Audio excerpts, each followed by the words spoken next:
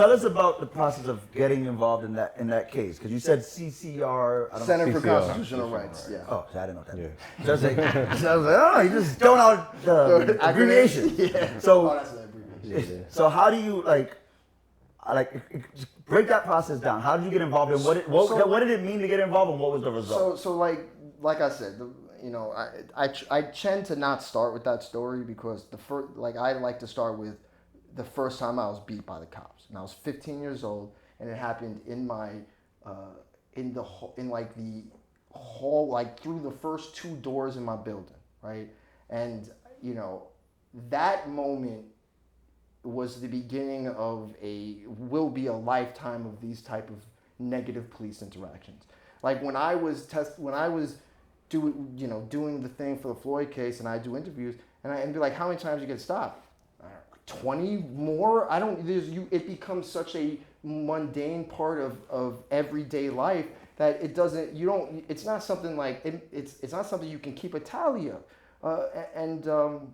So but when that incident happened, I already had years of physical assaults, of false arrests, of literally like picked up off on the corner of my building, charged with robbery, went through motherfucking, the system to be DP'd where only one of my friends was then charged. I mean, like, this is like a lifetime of these type of experiences. And then I was in college. I was doing everything that you're supposed to be doing in society. I was like on the right path. And this shit was still, not that I was ever off the right path, or whatever the fuck that means.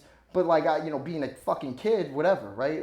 But like, then it continued happening. And after that incident that I said, I immediately called my parents and I broke down, because it's not like, it wasn't an inconvenience like the fucking Bloomberg and fucking Kelly were saying, like these are just like routine. No, this is a history of violence and trauma and domination and belittling and all of this stuff to kids with our young malleable brains, right? And so by the time I was 19 when I joined the Floyd case, I called my parents, cried, broke down.